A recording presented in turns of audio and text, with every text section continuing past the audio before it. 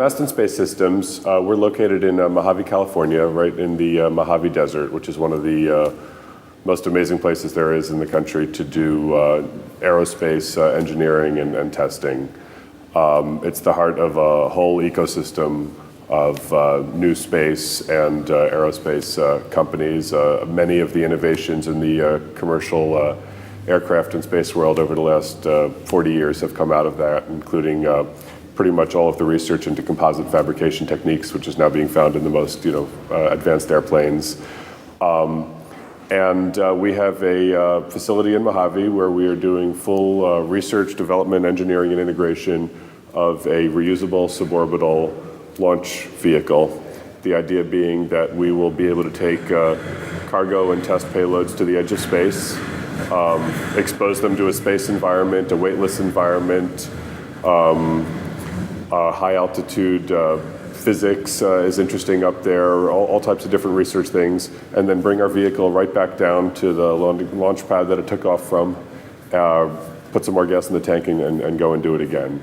We're at this point, pretty much one of the leaders in this emerging field of reusable rocket vehicles. Sure. So the company has been around about 6 years at this point.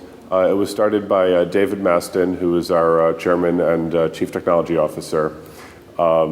Dave had a background in the IT world, working for companies like Cisco Systems, and had the vision that we could take the process improvements that have applied to software that were so successful at building out internet companies and new software development models and apply them to the technology needed to build space hardware. He had been head of the Bay Area Experimental Rocket Propulsion Society, which was a group of rocket, I don't want to say hobbyists, but rocket amateurs who were doing some really cutting edge work. And at one point decided it made sense to take the big step away from a comfortable IT world into turning that into a profession, a whole new world. I joined the company, I came on board in late 2007, initially as an investor. As I was able to learn more myself about the various technologies, tools, and systems that go into a rocket, and taking my own programming background in place and starting to work on the rockets itself, I wound up spending more and more time with the company. I just couldn't get away until finally they asked me to take over the CEO role in the middle of this year, middle of 2011. And we've built up a relationship where Dave is really focusing on building the most advanced rockets there are, and I'm helping to offload some of the burden of the day-to-day management, and my background has been entrepreneurial, so it's a really good fit that way. Sure, so we have several different vehicles that we've either built and retired or built and continue to fly. Our first testbed vehicle we called XA 0.1 and A, and it was a sort of huge construction of aluminum tubing and pipes with 4 engines, and I'd say it successfully got about 3 inches off the ground multiple times and never any further. But we used that to really develop out all of our technologies, our software systems, our gimbals for moving the engines around, our ignition systems. We're very vertically integrated. We design and have manufactured or manufacture ourselves pretty much all components of the vehicle. So we use that to generate, as a test bed to develop all of our systems. Our second major vehicle construction and really a huge success was our XA 0.1B rocket, which someone looked at that long string of letters and numbers one day and says, looks like zombie. So we call it Zombie. It's XOMBIE, Zombie with an X. And our Zombie rocket is a fantastic workhorse vehicle. It's got a steel frame. It's very easy to modify. We make changes to it all the time. It's been in continuous production use for 3 years now.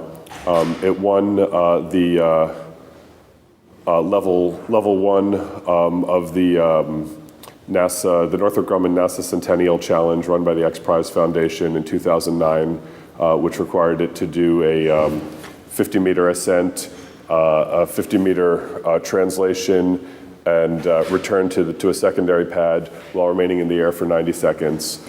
And we're using it now for a variety of customer projects, basically as a example of a vehicle that can simulate a lunar lander or a Martian lander, and we're using it to test out all types of entry, descent, and landing technologies. We had a vehicle, our XA0.1E vehicle, which we called Zoe, which was a very lightweight vehicle, which we used in 2009 to win the Centennial Challenge X Prize, which was a $1 million prize for basically demonstrating a vehicle with enough total energy, total impulse to take off from the surface of the moon to orbit or land on the surface of the moon from lunar orbit.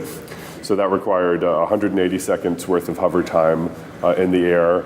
We had to do a translation between two pads, and we had to land on a simulated lunar surface with craters and boulders, and so we had to very carefully orient the vehicle, while hovering under rocket power for a dedicated landing on a point. And that vehicle was extremely successful and took the prize for us. That one has since been retired, and we've been working on subsequent vehicles in same sort of weight class, but now we've been moving to aerodynamic vehicles. So our current vehicle is called Xaero. It's XAERO. And Xaero is a rocket that finally looks like a rocket instead of an open frame vehicle with tanks hanging off to the side and wires exposed, et cetera. We've built up a fully composite, state-of-the-art body frame, nose cone, landing gear that deploy, just before landing.